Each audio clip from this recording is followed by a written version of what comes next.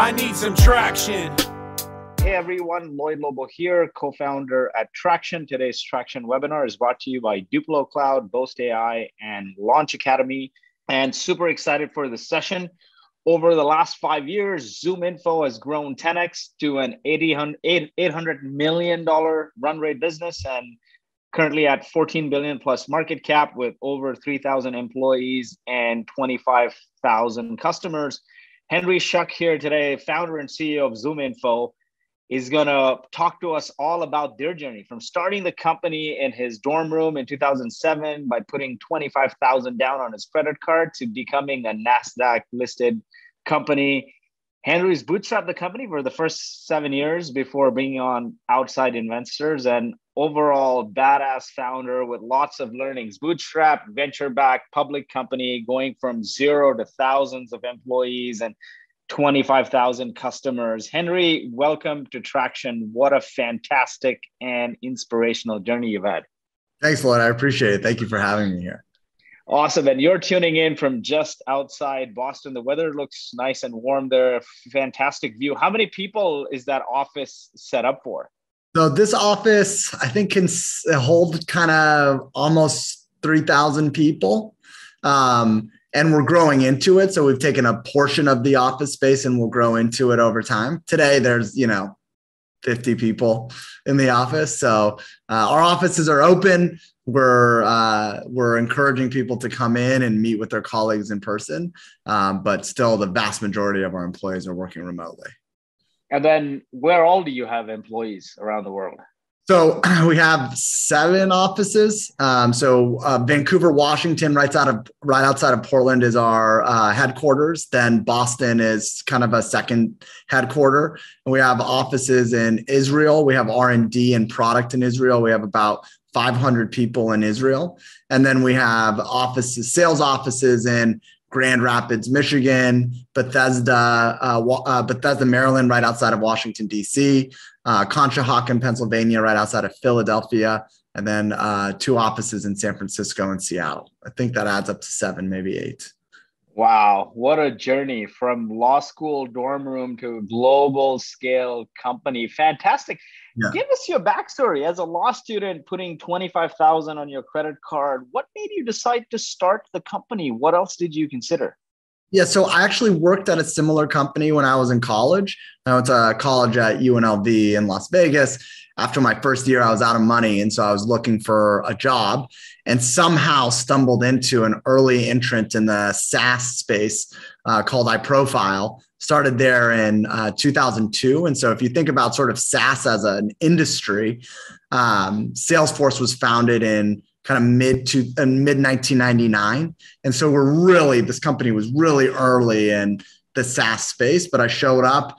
It was me and the founder of the business, learned how it worked, learned about annual recurring revenues and subscriptions and the customer base. And then after 4 or 5 years there, I left, went to law school. And then at the end of my first year, decided, hey, we could run a business like that. That's not directly competitive, but we can invest more in the business and run it as a proper business. This company iProfile ended up getting sold to private equity. That was a business that was doing like 5 million on the top line and 4.8 million on the bottom line. So there wasn't a lot of investment going back in the business. And so we had a lot of conviction we could run a better organization.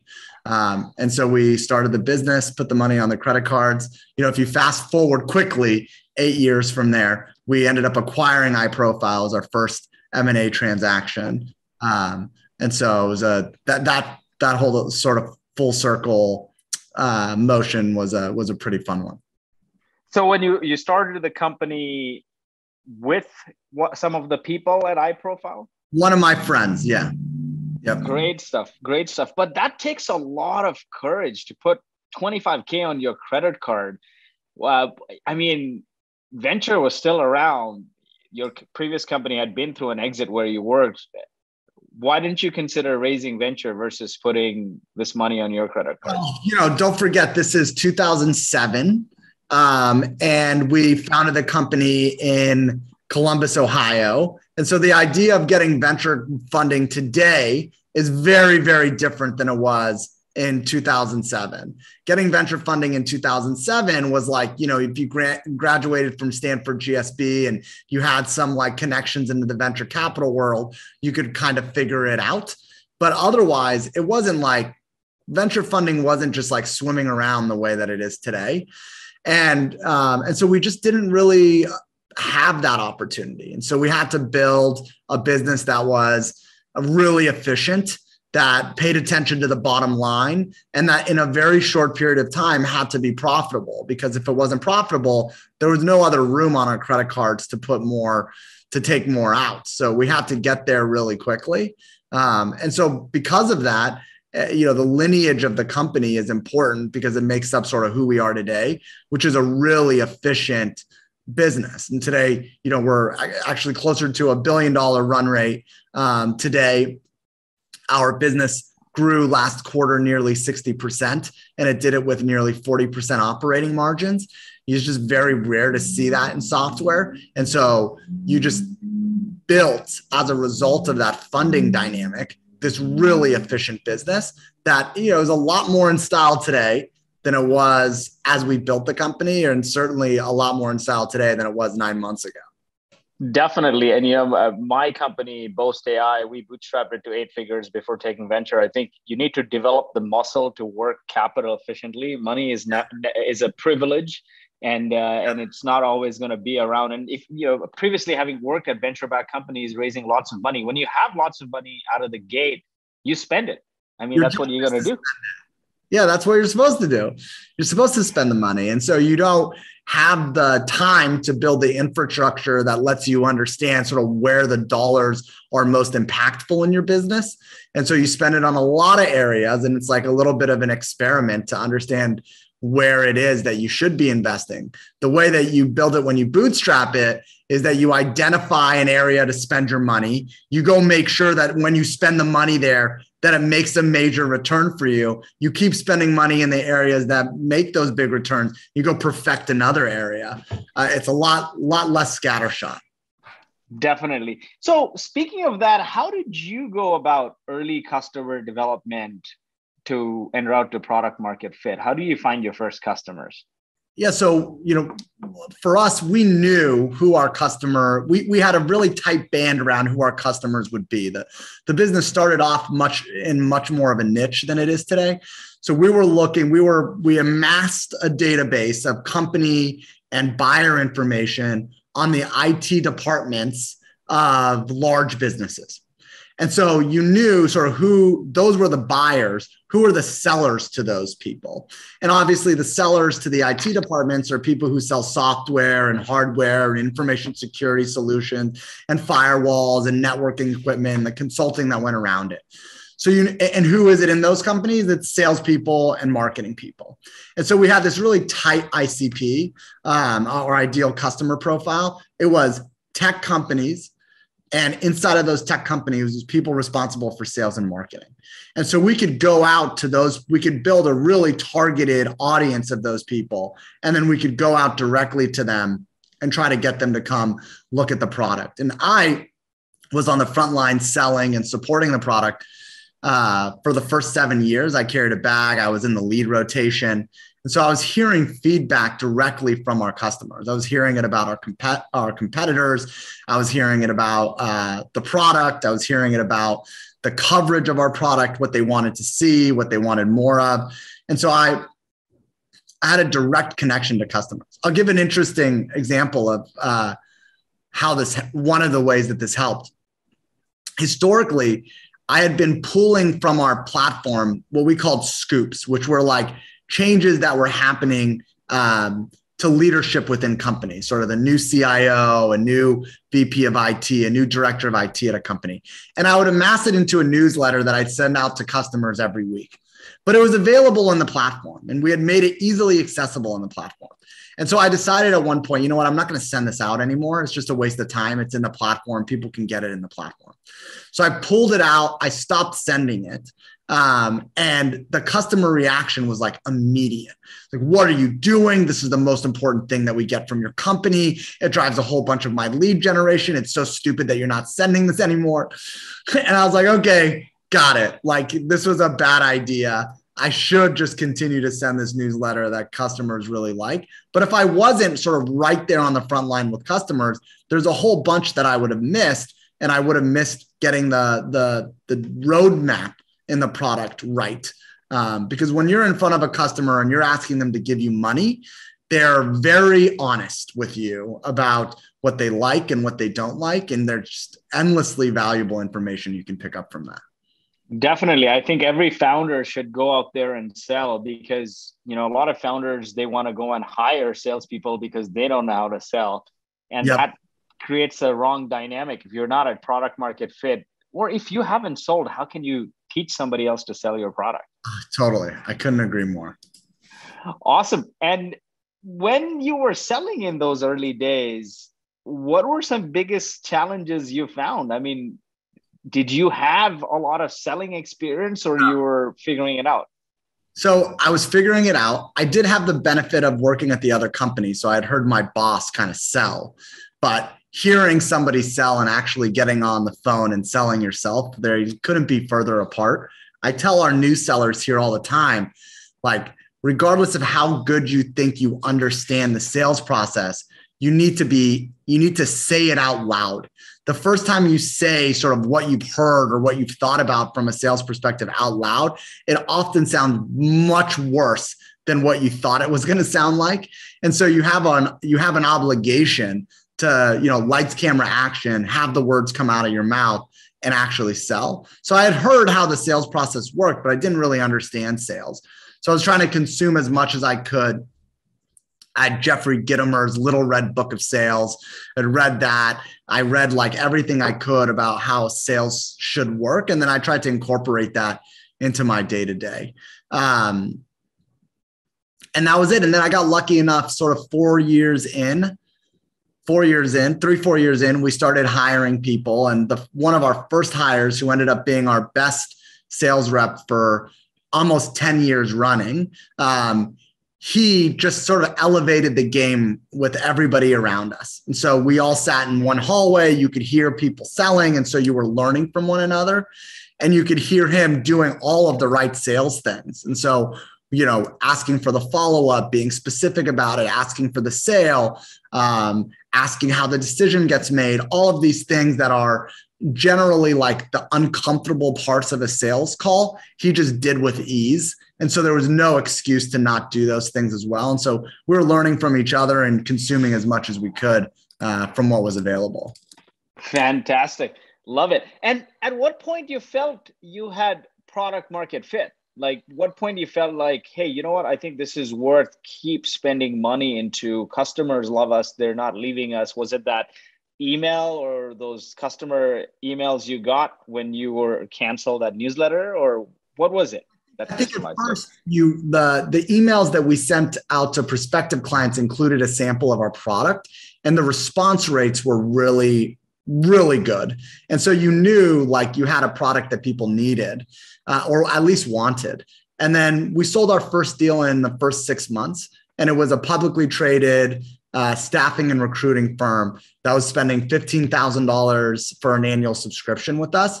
And when that came in, you were like, okay, like we built a product in 6 months that this publicly traded, large, sophisticated business needs to put in the hands of their sales team. You had a lot of confidence from that. And then you were blocking and tackling from there. And, every new client you got, you felt really, much more strongly about the product market fit. And so we were just constantly out there talking to customers, and they weren't asking us for something different. They were asking us for more. So they weren't saying, hey, this is nice, but what we really need is this. They're saying, hey, this is great. Can you get us a lot more of it?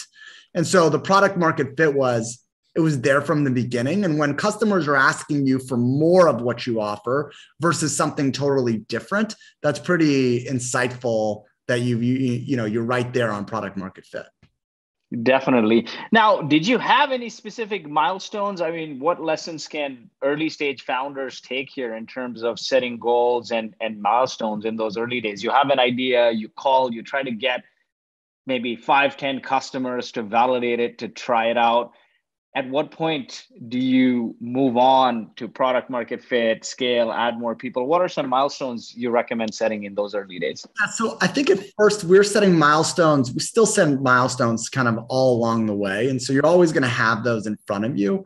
And so like in the early days, it was like, hey, if we could get 20 customers, then I could hire 3 more people. I could put 2 of them in on the product and 1 of them in marketing or in sales. And so we were constantly thinking about like, what's the threshold of customers that we get to that allows us to invest in more people in the business. And then once we would get there, we'd make those investments in the business. So, hey, 20 customers, we get 3 people, here's where we allocate 20 more from there. We'll take 3 more people, allocate them over here. And so that's how we were thinking about growing the business. I would say like, I was thinking about like the bands of learning and sort of 0 to 10 million for us, really 0 to 5 million for us. We should have been much more focused on the account management process and the customer success process. In my mind, and I think probably in a lot of early founder stage companies, in their mind, if you build a really great product, you think that that's enough. Like, I built this really great product. All I got to do is make sure it's really continues to be really great, and my customers are going to renew forever and ever and ever. That's not really the case. You build a really great product, you need to implement it and onboard it and support it and make sure your customers are using it and adopting it. And I really undervalued that side of the equation. Thought like, if I can get you on a call, show you the product, you buy into it being valuable for your organization, then organizations were sophisticated and smart enough to go in there, train their teams, give them all access. Salespeople would see it and go like, oh my God, I'm going to be in this all day, every day. It's just not how it really works. For some subsection of your customers, that is how it works. But for the vast majority, they need a great account management team that helps them think about how to leverage the product and adopt it. They need support to help them when they're struggling with it. They need someone who's going to onboard them and train them and make sure that they're utilizing the product every day. And if you're not investing in that side of the house, for the first some period of time, you'll be fine because you'll be able to sell your way through the retention issue. But at some point, and it's not long after you have real traction, you end up running out of, you end up needing to focus on increasing that retention of your customer base in order to continue to grow. So if I'm selling $100 of software every year and $50 of it is going out, that's not a problem if I'm selling $100 in the next year too. But now I've got $200 of software and 100's falling out, and I just sold 50. My growth rate slows, and over time, I'm in a really bad place.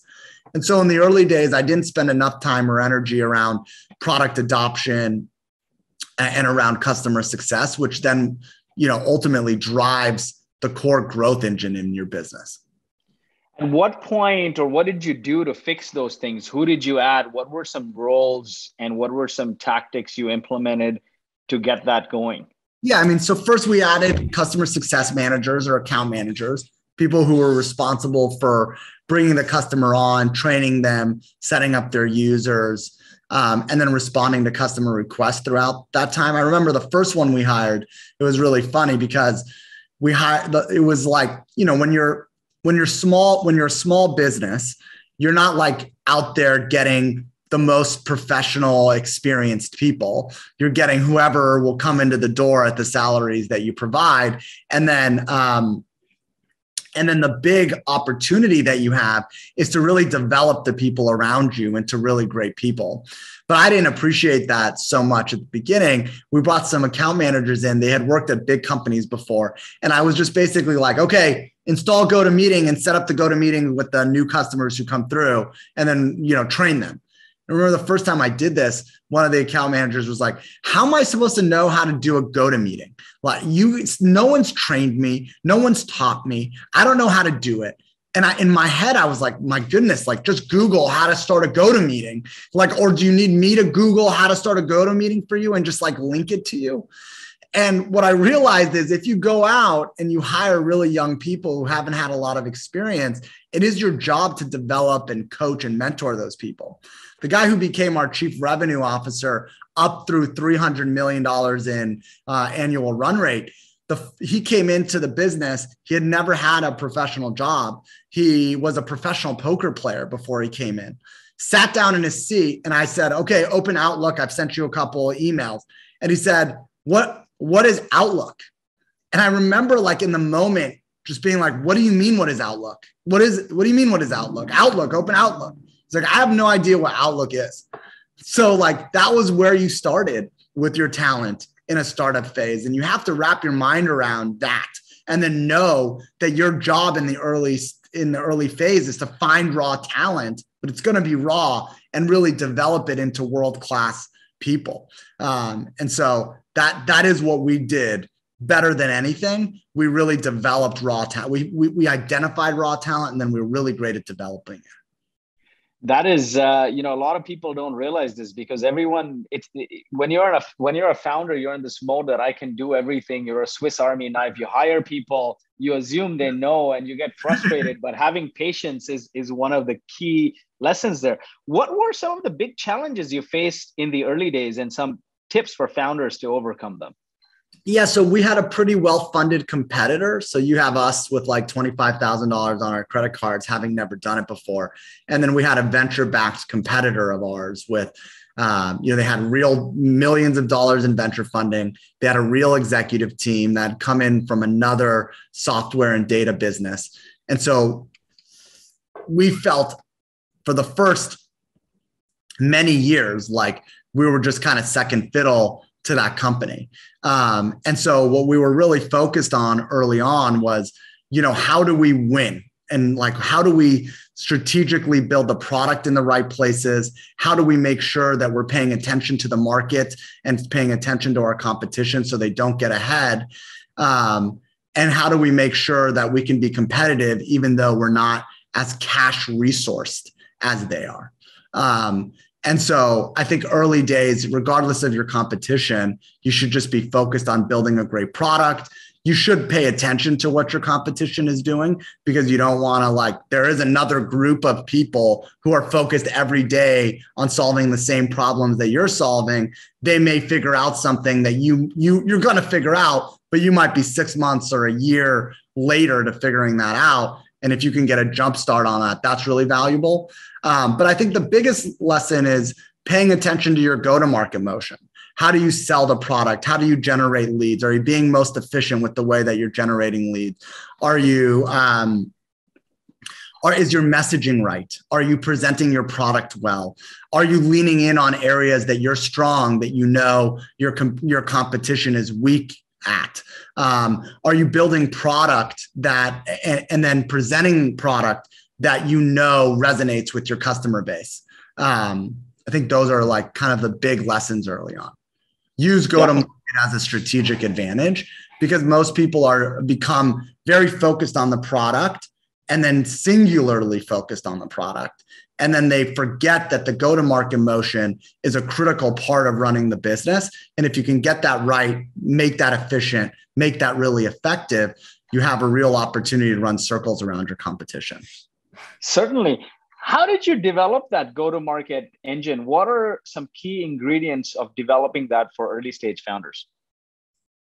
I mean, we were just in front of, number one, we were in front of clients all the time. I think for early stage founders, the thing to think about is I viewed in the early days the CFO role as an accountant role. So that was the person who was CFO, their job was to make sure the books were done right, make sure we paid our taxes, make sure that, our top and bottom lines made sense.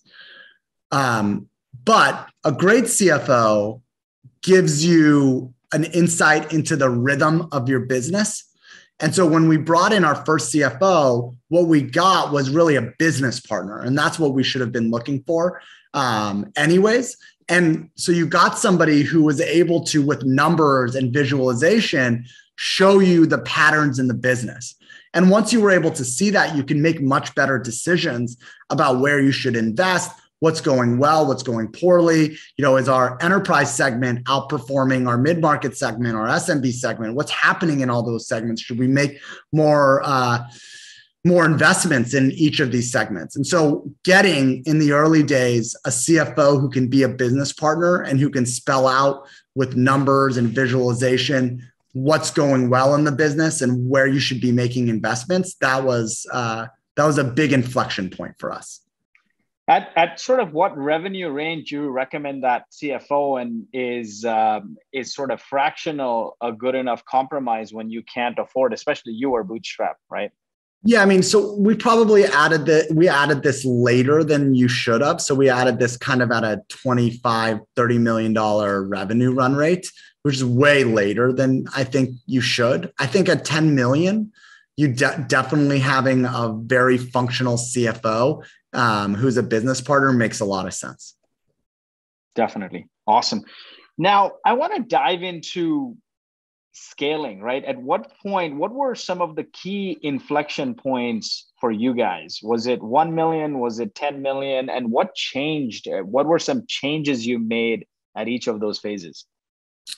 So I think key inflection points, well, we took funding from an outside investment, a firm called TA Associates in 2014 when we were at about a $25-30 million run rate. That was a key inflection point, really because it gave us an opportunity to have people around the table who had seen businesses like ours and could help us sort of identify what the next set of speed bumps were going to be. And even at that point, the biggest one was a focus on customer retention and renewal rates, where again, this was a business that was selling so much that you were ignoring more the leaky bucket issue in the business. And so having a set of partners who came in and said, look, you can continue to do this, but things are going to get a lot harder unless you're investing behind net retention and churn in the business. And so that was really impactful. And so that was a big inflection point, kind of the 25 to 30 million. And that was also the same point we brought in our CFO, and the CFO helped us really have line of sight into the business and made us a lot more comfortable around making investments in key areas of the business. And then, so there's like a stage for us between 30 and call it 80 million, where the business was running really well. It was cash flow positive, and we were running a really efficient, good business. Then we had an opportunity to do M&A. And so our first big M&A transaction was at right around $80 million of revenue.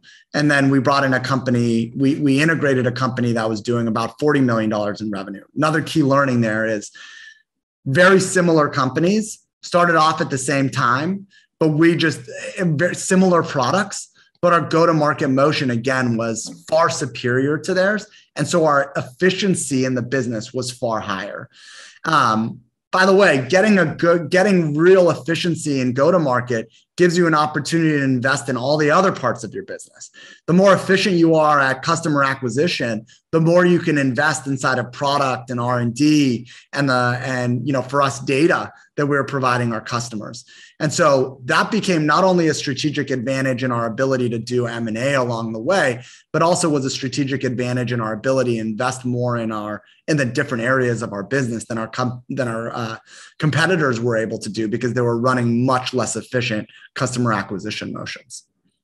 What were some key channels in your go-to-market engine that you guys tried and worked and fired? Because that's hard to get right? And there's hundreds of channels, right? From ads to doing outbound calling to product-led. What did you prioritize and what worked really well? So probably worth taking a second. What ZoomInfo does is we provide sellers and marketers with access to a platform that informs them of who their next best customer is, how to connect with them, how to engage with them, and it lets them do it through a variety of channels. The core of that is a data asset of over 200 million companies, 200 million business professionals, and the contact details to be able to connect with them in real time. Then software on top of that lets you email them or call them or put display ads in front of them or put a social media advertisement in front of them. But core, build your audience, engage with that, have the tools and the data necessary to engage with that audience. And so we leveraged the same data that we were selling to our customers to go to market in a direct way. That's largely been the way that we go to market and still is the core way we go to market, where we build an audience of the ideal customers that we want to be selling to. And then we go direct to them with a large direct sales force. And so that still is the motion today.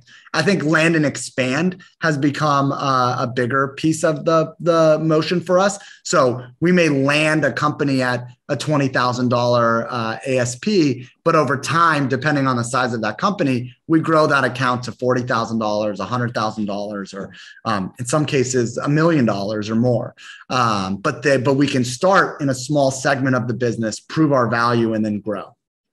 Definitely. A couple of things you mentioned that a lot of founders don't focus on enough is there's great power in direct. SEO takes a long time. Doing events, building community, all takes a long time. We're users at my company, Boast AI, of ZoomInfo. And a lot of what we started was with direct. We picked up the phone and called people and emailed people, and that worked. And in my previous company, which was venture backed, we had an advisor who come in and said, "Hey, show me your marketing plan." I showed him this marketing plan with 19 channels, and he sank in his chair and went red in the face. And he said, "Burn your slides down. You're going to fail.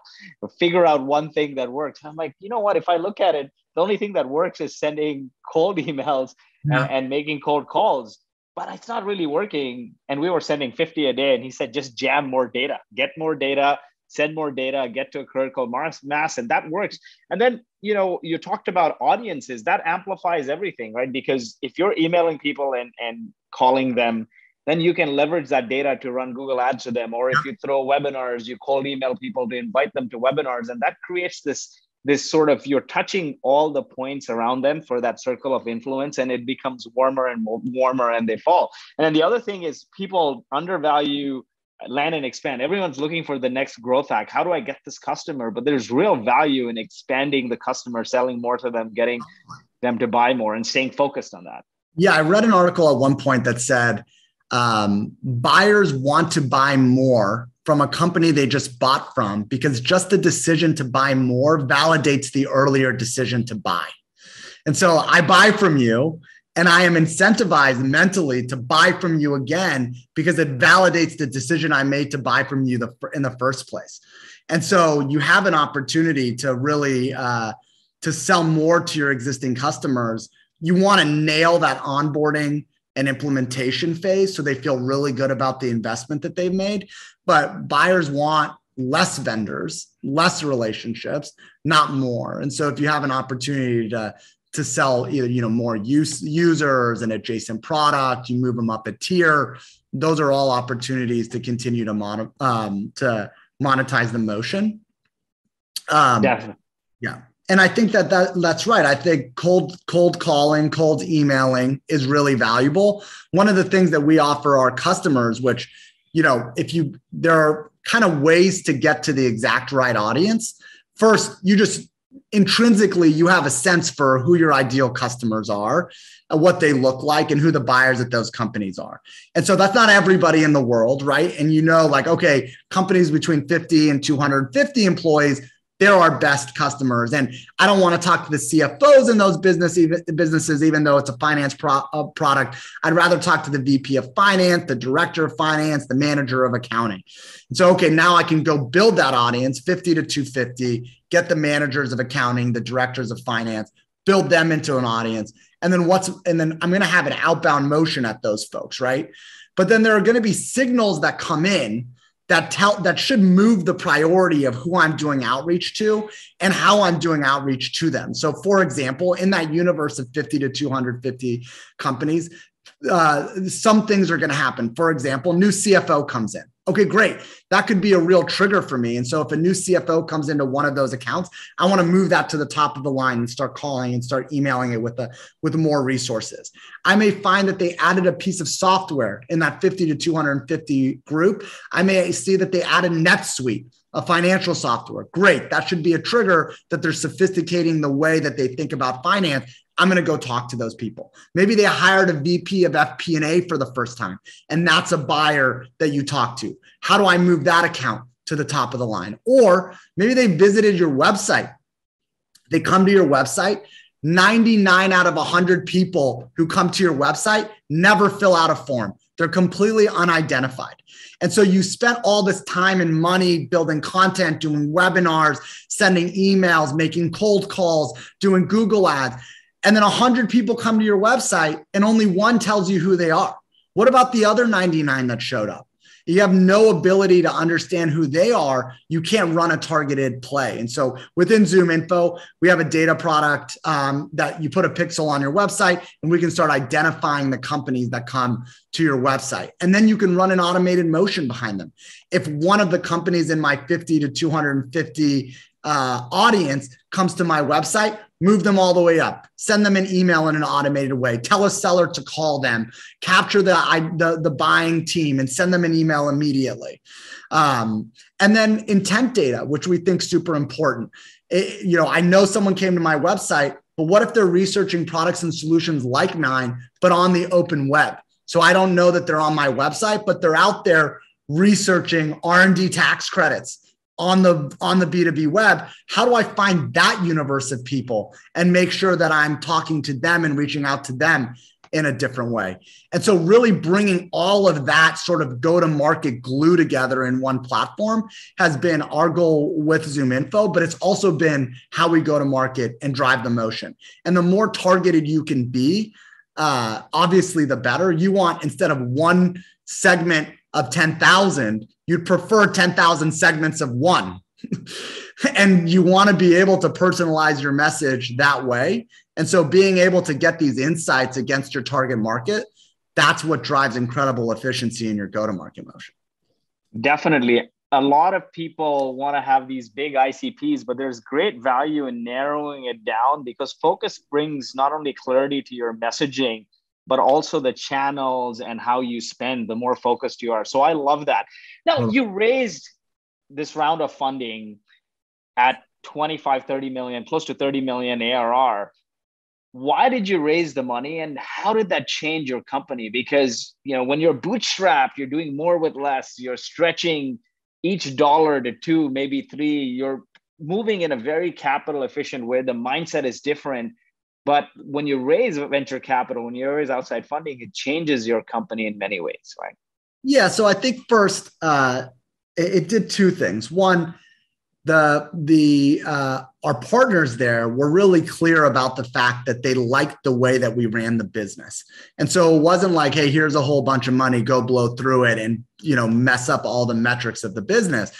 They were clear that they liked the way that we operated the business. The efficiency in the business was important to them. So it wasn't like a blank check to go do things, to do not smart things. But it also was approval to go invest in areas that we would historically be slower to invest in. At the time, all of our net worth was tied up in the company. And so there was more reluctance to invest in areas than when you have some outside funding that says like, hey, you should use these dollars to invest in areas that you have a lot of conviction in, and then build the dashboards to help you understand whether you should be investing more or less behind these areas. And so we did. We started investing a lot more in the areas that made sense. We invested more in account management and customer success. We invested more in marketing and data collection. And those were all areas in the business you had a lot of conviction around. You just weren't investing as heavily into it because it was still like, it was as much a part of you as it was like a standalone company. And you got some distance from that when outside funding came in. And so you were able to make smarter, better investment decisions in the business. How do you maintain that startup culture though, as you scale, right? And is it even necessary to keep maintaining it? How do you grow fast without growing old? It's a great question. Look, I think having a founder CEO at the helm is valuable because you have an understanding about what made the company successful throughout the years, and you're able to continue to instill that throughout the organization. Hiring like-minded people around this is important. Like, for example, customer success leaders tend to not be focused on actual bottom line results in their customer success motion. So, and when I talk about customer success, I'm talking more about the group of people at a company that make sure accounts are healthy, but are not responsible for the renewal or the upselling of the account. That's left to account managers. And so customer success leaders tend to be those who come in and say, look, I'm here to make the accounts healthy. You can grade me by, less support tickets or just the general health of the account. I didn't really want that. So when we went out and hired a customer success leader, we said, look, account health is important. Making customers feel good is important. We're not saying that's not important, but to justify the investment here, we need to see a line back to revenue, a line back to higher retention, a line back to higher upsells, a line back to more healthy accounts that lead to higher renewal rates. And unless you can show us that, we're just going to be reluctant to continue to invest in this area because we know our dollar will go better somewhere else. And so when you come in, I want to be able to see in the first 6 months how our investment behind you and the team is driving actual revenue results in the business. How is it driving efficiency in the business? And so you look for people who think like that, who, when you present that to them, don't say like, well, that's not really how to think about customer success, or that's not really how to think about the health of the account. You look for people who go like, absolutely, I want to prove myself with numbers. And so you're hiring people who understand that that's the way you run the business, and that are expected to run the business that way, are excited to run the business that way. Certainly, because a lot of times what happens also is founders will be like, I raised a big round of funding, let me go and hire execs. They get caught up with this shiny object syndrome, bring on big company stuff, then who hire more people, and that kills some of your speed, right? Did you have some of those hiring challenges as you went through that journey, and what were your learnings? I think along the way, we've been pretty good at hiring. The unique thing about ZoomInfo is that it moves fast. And so if you come to any new employee of ZoomInfo 2 weeks after they started work here and you ask them like, tell us how you feel about ZoomInfo or what are your feelings about it, all of them will tell you it's much faster than I expected. And we told people, and when they told me that it was going to move fast, but when I got here, like the treadmill was at a much higher speed than I expected. And so that, more than anything, is what you're trying to screen for in the hiring process. Can someone move? Do they have a bias for action? And then when they get here, we're making sure that they appreciate that a bias for action is valuable and important here. I don't need 6 months of analyzing an issue to take an action. I need 30 days, and there are going to be a bunch of obvious places of improvement that we want to make. And most of the people, especially in leadership that we hire, we're not hiring you in leadership because we think everything's going great and we want you to just keep it going exactly the way it is. We're hiring you because we see issues or areas in the business that aren't optimized that we want you to improve. And if that's the case, and that's why you're hiring people, then the bias for action becomes even more important. So we've been lucky enough to screen pretty good for that. We obviously get it wrong. And then your job when you get it wrong is to give direct feedback as often as possible and give the person an opportunity to change their behavior and change the way that they're operating. And then if they don't, then it is your obligation to move them out of the business and bring in somebody who can operate at your speed or at the in the way that you need. But I think first and foremost, like whenever I hear any complaint about a new hire, I'm always like, have you given that feedback directly to them? And more often than not, what you hear back is like, well, kind of, yeah, sort of, they should know by now. That's a no. And so you're obligated as a leader to give really direct feedback. And when you give that really direct feedback and you don't see a change in behavior, then you're obligated to take action. Certainly. Now, what's one example of direct feedback? Because sometimes there's a fine line between radical candor and coming off as an asshole, right? And like sometimes that gets blown out of proportion. Yeah. First of all, like giving feedback is an art. You don't just like say everything that comes to your mind and hope that it lands well. Like, that's not the way you give feedback. I practice feedback. So if I'm going to give feedback, I have practiced it out loud, especially if it's direct and hard. I've thought about, how do I say it? How are they going to respond? How do I give them feedback that allows them to move forward without giving them feedback that just like crushes them and makes them do nothing, or that just makes them walk away going like, Henry's an asshole, he doesn't really understand. And so I'm practicing the type of feedback that I'm giving, how I'm giving it. But ultimately, in any situation, I was talking to one of our sales guys the other day, yesterday, and he said he had gotten really frustrated with his manager because his manager hadn't given him feedback that he wanted. And so he said, look, my manager's not treating me very well. And then I blew up at him and told him like, hey, why are you not treating me very well? It's like, well, that's never the right way to ask for feedback or solicit feedback.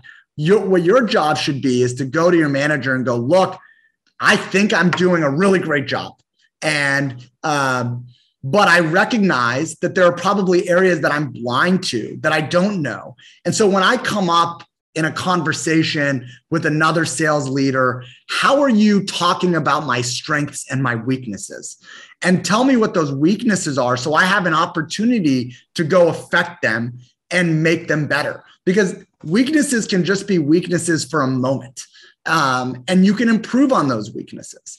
And so I think just soliciting feedback from your bosses, from your managers, and then your manager really appreciating that their job is to give you feedback that allows you to improve is really important. Certainly. And that's a good framework. And when you said practice, I practice giving feedback. What are a few things you do? I just say it out loud. I like write it down. I have Google Docs for all of my direct reports. And then when I have like a thought or an area of feedback that I need to provide, I put it in the Google Doc.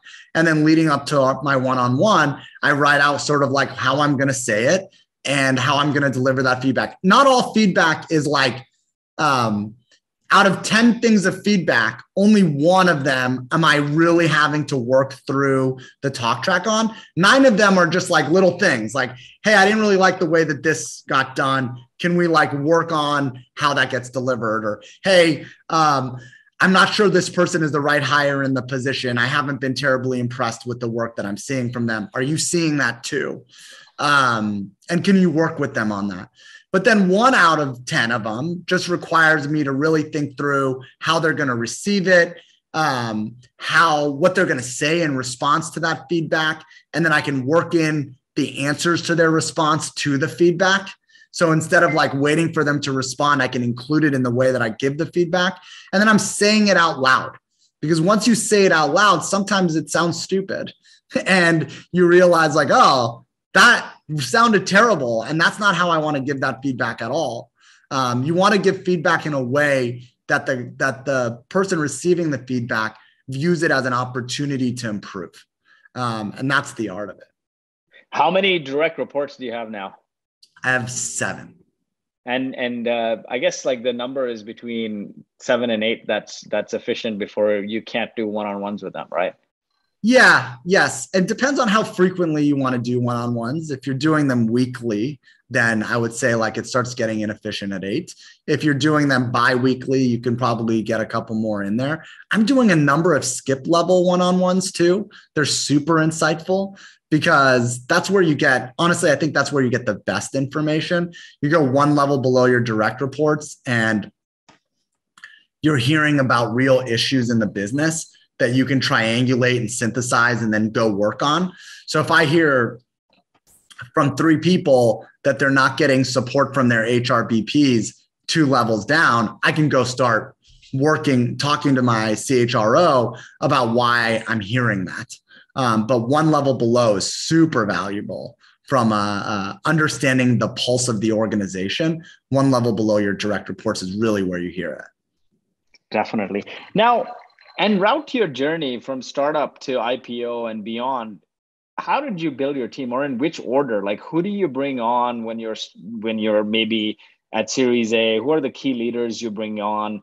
and how did you scale that? So the key ones we developed internally, the most key one, which was our go-to-market leader.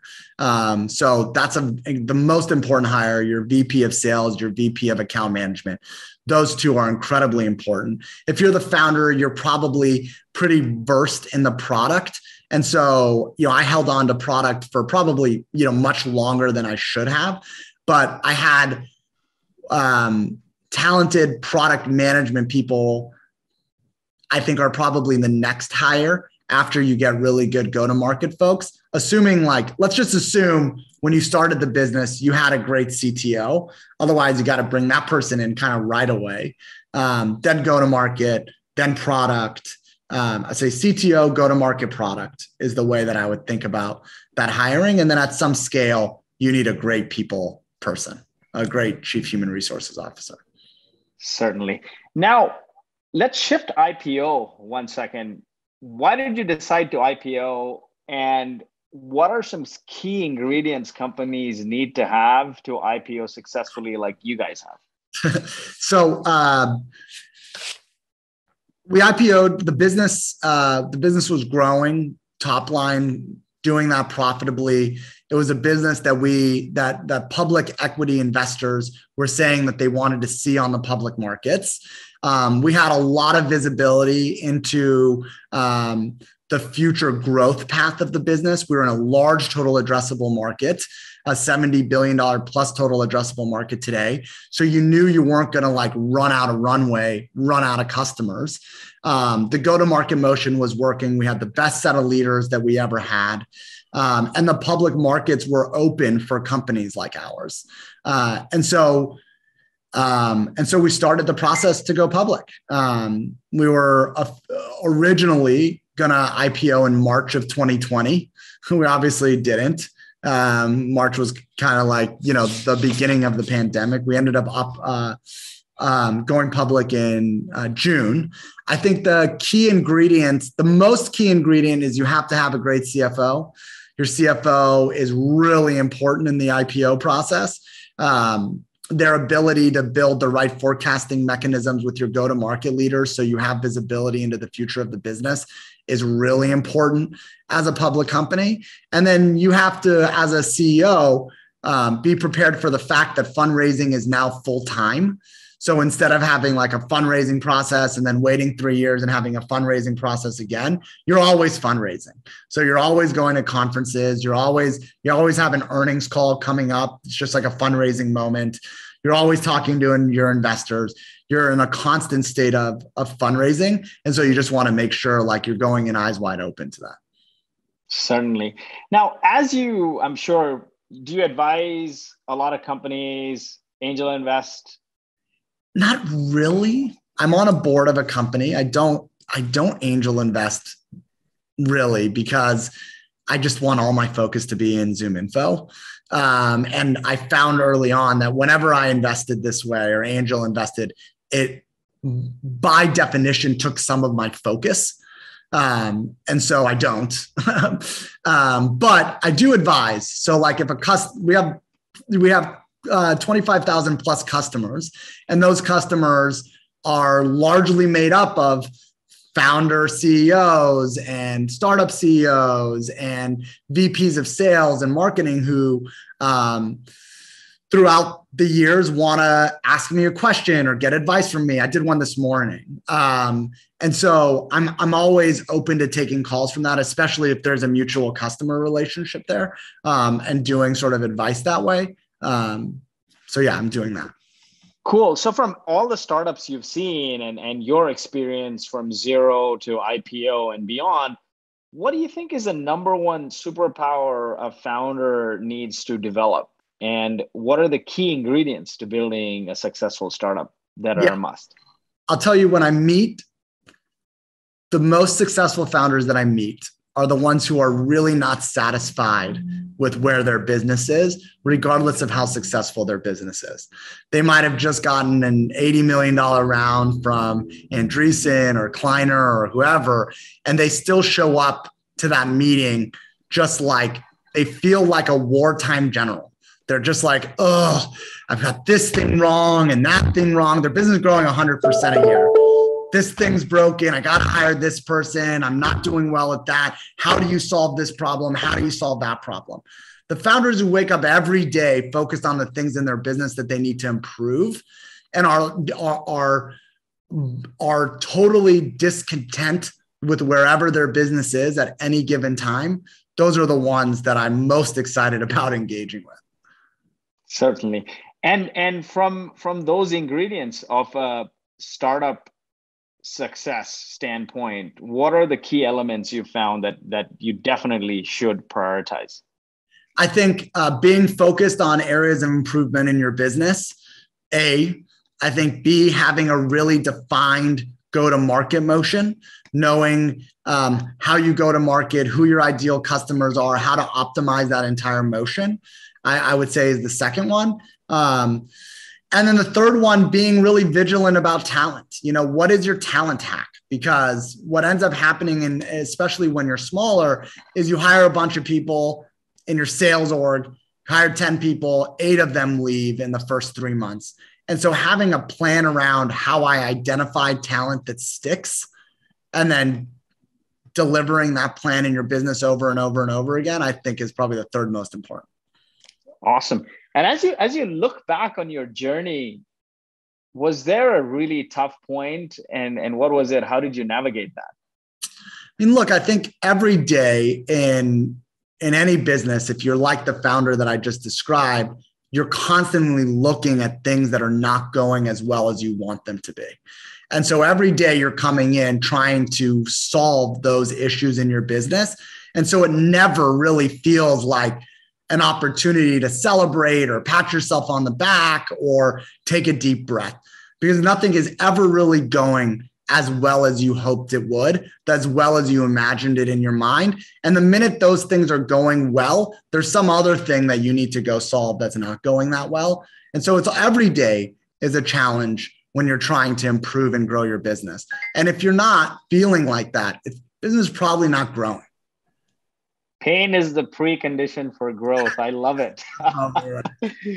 So, is there, you come across a lot of founders, your company serves a lot of tech companies. What's one piece of unconventional advice you found that founders ignore, but really shouldn't? In the most early stages, it is carrying your own bag, like actually being the salesperson for your product. I think oftentimes you start a business and you feel like that part of the business is gross, like sales. I think that's probably the biggest pitfall I see is founders not taking that advice and not actually being out there selling, putting themselves out there in front of customers to sell the product that they're building and putting their whole sort of professional energy inside of. I think that's the biggest thing that I see is as a disconnect. Sales is everything, right? In the early days, you're not only selling to customers, people don't realize this. You're evangelizing the media, you're evangelizing employees to join you. Hell, You're even evangelizing your family to let you do this business and support you. Yes. Selling is everything. Sales fixes everything. And then that practice, which I liked, you talked about, is like shadowing, is listening in, and then making those calls yourself and reading is a great hack. Sales is literally everything. I'm an engineer, but I learned to sell because the company needed to survive. And now I feel like it's taken over my life. I mean, you're not really how do you put it? You're evangelizing people onto your ideas. You're influencing people. Sales is a bad word because people just think car sales, but really you're influencing people to do business with you or to your way of thinking. You recommended this little red book of sales. Are there any other good books that shape your journey? Yeah. So I just finished reading a book called The Happiness Advantage. It's by Sean Acor. It's really a fantastic book. And I think when I was halfway through it, I realized this is going to totally change my perspective on life in general. It's a business book, The Happiness Advantage. And it's all about how the biggest advantage in business, period, is being happier. And if you have happy teams, they're more engaged, they're more productive, there's higher output. And then there's a pathway to building those kinds of teams and to getting to happiness. And, you know, of all of the things that we try to do in business to gain a little bit of a competitive advantage, get a little productivity hack, it turns out the biggest one is being happier. And why wouldn't you invest in that to gain a business advantage? So it's super interesting. I obviously loved Ben Horowitz's The Hard Thing About Hard Things. I really like Andy Grove's Only the Paranoid Survive. And then there's a book called The Outliers, which is about capital allocation. That's really good too. Awesome. I love the happiness aspect here. People build companies, not the other way around. If you treat your people with love and help them grow, they'll treat your business with love, and inevitably your business would grow. Henry, thank you so much for joining us. I learned a ton. Great advice. The recording is going to be on our YouTube channel and podcast. Wishing you another 10, 20, 30 more billion on your market cap and beyond. Wishing you great success, my friend. Have a good one. Thank you for the time. I appreciate it. Thank you, everybody.